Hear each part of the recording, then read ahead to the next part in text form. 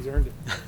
Appreciate you guys coming out today. Obviously a beautiful day, but let me start by giving our condolences to Coach Pankos and his family. Obviously a former head coach here, and I know the history of this program well, so our thoughts and prayers are with his family at this time. Obviously, part of our history, and we're grateful for the path that he led, and, again, our thoughts continue to be with him.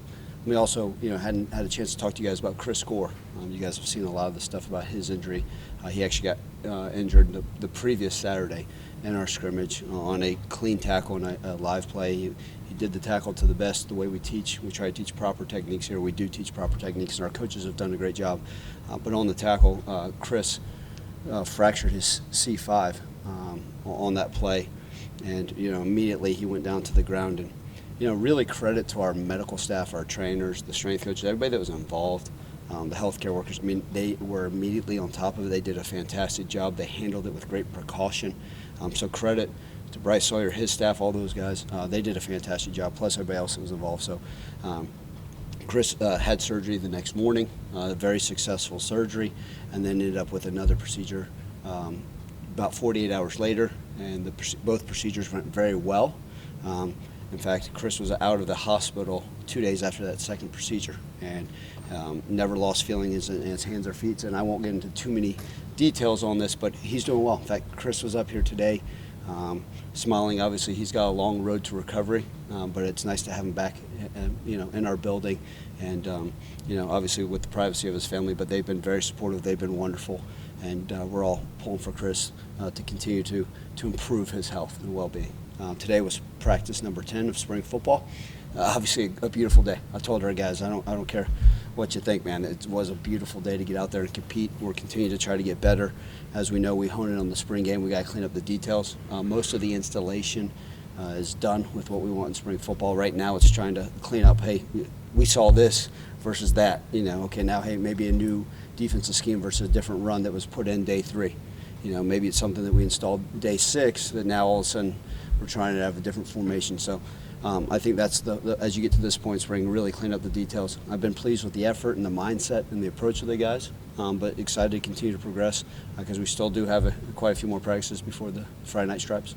Yeah, I know obviously the depth chart is always a moving target, but now that you're this far into spring, looking at some of the positions like the left tackles you have to replace, are you at this point a little bit more comfortable in kind of figuring out who those guys might be? Yeah, at our tackle spots right now, I always say this, they got to be able to play multiple positions, right? We know like Jonah Gamble one time started first at left tackle and then was our left guard. McKylan Pounders has done a really nice job there. Chris Morris has gotten some good reps there, the local product that's also a transfer, so we got there. And then, at right tackle, Terrence McLean has done a nice job, also Marcus Henderson, but those guys got to be able to play both sides. So, right now we feel like we got 4 tackles that are all competing and doing some good things. And if you feel like you got 4 tackles, you feel pretty confident in what you're doing. Obviously, we're a long ways from game day. They all got a lot of work to do, but I'm pleased with that competition, especially at the tackle spot.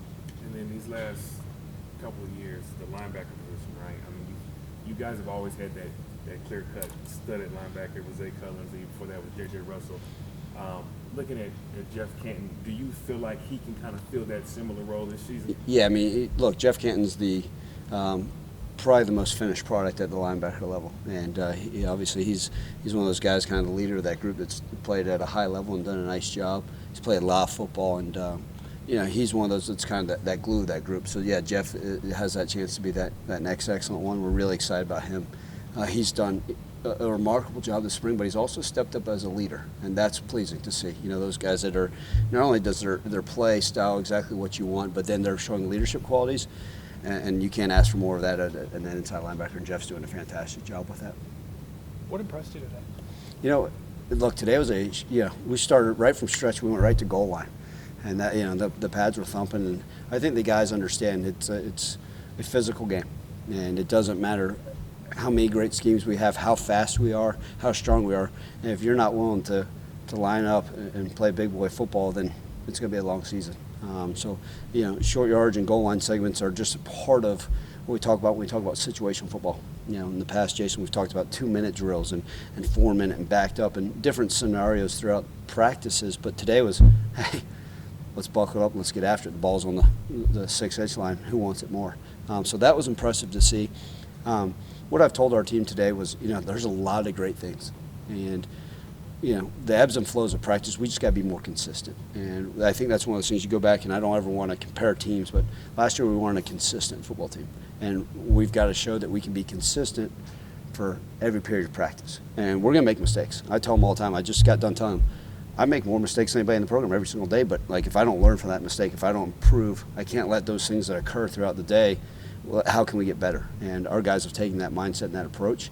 What I love is you sit there and you look at their eyes post-practice, and they're all sitting there, yeah, you know what, Ryan, Coach, you're right. I mean, that's exactly right. We got to get ways to get better, and they buy into it, and that's what's been fun about this group is they know it's not BS. It's, okay, yeah, this is what we can do to get better. Okay, we're going to come out Thursday and show you.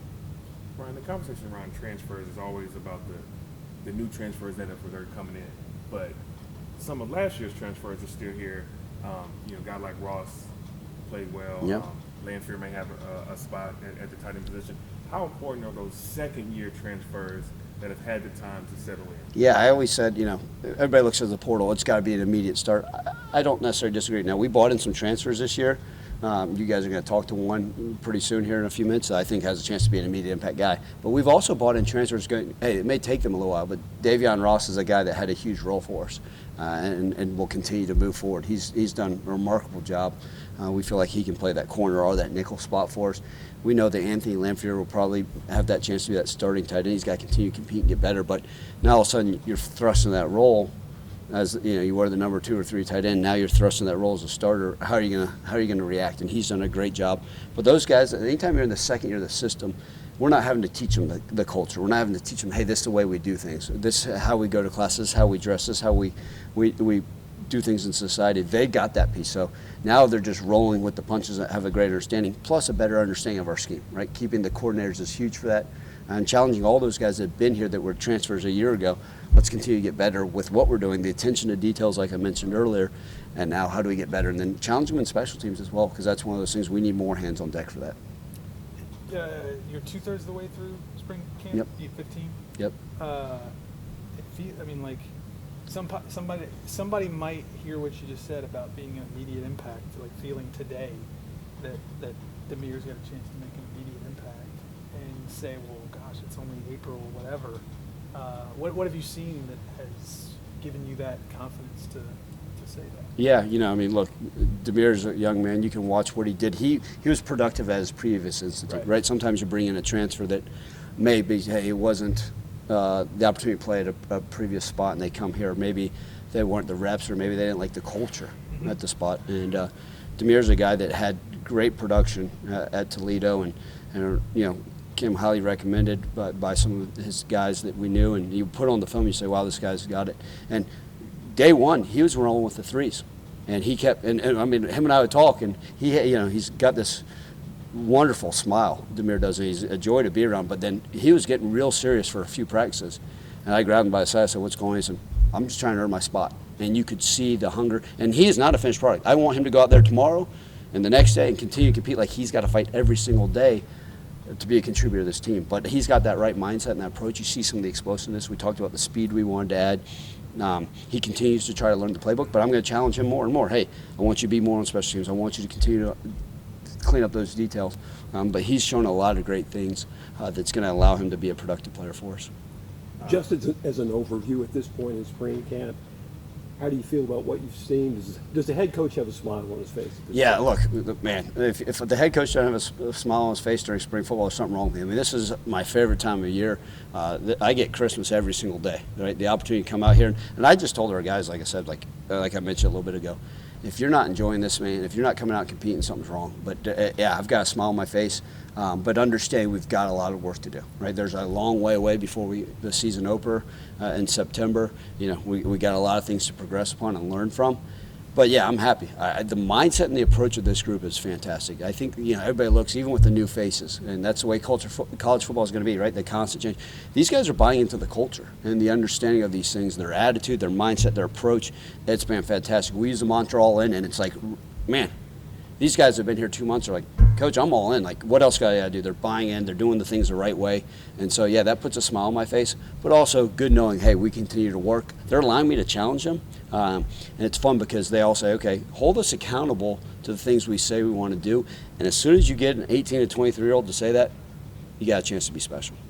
And this is potentially a pretty good, could be a pretty good year for a guy like Rock Taylor. In what ways are you kind of challenging him to kind of step up into that opportunity? Yeah, you used the word consistency earlier. That's what Rock Taylor has to show and continue to show. But this has been, knock on wood, Rock has been as consistent with everything in his life as he's ever been, right? He's doing wonderful academically. He's showing up on time. He's taking great notes. He's bright-eyed. He's sitting in the front row. He's bought into everything. And by doing that, it's showing up in between the white lines. And he's, you want to talk about a guy that's got a smile on his face, like Rock comes to work, okay. And I've challenged him. I've challenged him in front of the team. 2 weeks ago, I was very upset with something that he did on the practice field, and I showed him. And then it happened again, and I said, I will not see that again. And 3 years ago, 2 years ago, a year ago, Rock would have said, man, coach is picking on me now. You're right. I got to get better. I will get that fixed, coach. That's not our standard. That's not our culture, and I'll handle it. And so Rock's been phenomenal. We're going to keep pushing him, keep challenging him, because he's one of those right now, which is phenomenal. Coach me, coach. Give me more. How can I improve? And that's infectious when you see, like, Damir could come in and see a guy like Rock Taylor say, okay, this guy wants more and coach is on his ass. This is only going to help me progress. Awesome. Give me some of that. Give me some of that. And then it affects the entire wide receiver room. Okay, how can we get better? How can we challenge each other? And that's one of the fun things. And then once it starts to grow from position to position, it starts to affect your whole team in a positive light. How important is it for the offense? You talk about a guy like Damir who has the speed, but to have the speed and also have a physical receiver like Rock to kind of have that balance and mixture in the receiver room. Well, that's huge, right? I mean, it's funny because when you guys talk to Damir, one of his goals that he actually has in the back of his locker is to be able to be a contact catcher, right? To be able to catch the ball through contact and get north and south, and that's actually one of his goals. So I don't want, if it's just a fast guy, right, I'd just go recruit the track team and say, here we go, let's go play ball. You know, Calvin Austin was one of those guys. It took Calvin 4 years to learn and be able to play college football at a high level, and obviously he showed he was capable. But Damir is one of those guys that's fast, but learning to continue to be more physical. And Rock's a bigger body guy, right? Rock's 220 pounds. And Rock's starting to show some of his speed, but be able to show some of that separation. But you don't want a bunch of 6'2", 220 guys, and you don't want a bunch of, Damir's going to tell you he's 6'1.5". I think that's what his dating profile says. But yeah, he's probably 5'11", and maybe $180, but he can run. But he's also continuing to play physical, and that's what you want is that good combination of guys. If we don't talk to you again before Friday Night Stripes, what can the fans expect? Do you have anything up your sleeves as far as entertainment goes? Yeah, so this will be a unique Friday Night Stripes. First off, it's going to be, I'm predicting the weather because, we know how some of these local weather people are, no offense. It's going to be a beautiful night. We're going to have 20,000 fans there. I'm just calling it out there, putting it out there for the universe to say it's going to be a great night. But what we're going to do is we're actually going to split up into teams. We're going to go back to the old tradition of a blue-gray game. And part of that is because our roster in spring is as big as we can. So we're actually going to do, instead of, hey, it's ones versus ones, twos versus twos, we're actually going to split up the roster and kind of say, let's go play ball. And I think that's one of the things. There's going to be so many unique faces, new faces for the crowd to be able to see, and it'll be a lot of fun. It's just going to be a preview of things ahead. How are you doing it? Is it a draft type of thing? How are you splitting it up? I figured I'd let you draft the teams, and you just kind of figure it out, blindfold pick it. And you're coaching one of the teams. Yeah, exactly. Show you how easy it is to call a game. But no, it's we'll split up, kind of a good mix. And I've got an idea of the roster. Obviously, we still have some guys banged up. We got to get through spring. I can't make that. Hey, this guy's with this team, that guy's with that. But it'll be a good mix. And our guys are excited because every day they've gone out, they've competed with everything they've done, and that's been fun. But the spring game, encourage the fans to come out there. It's going to be awesome. 21st, 7 o'clock at Simmons Bank Liberty Stadium.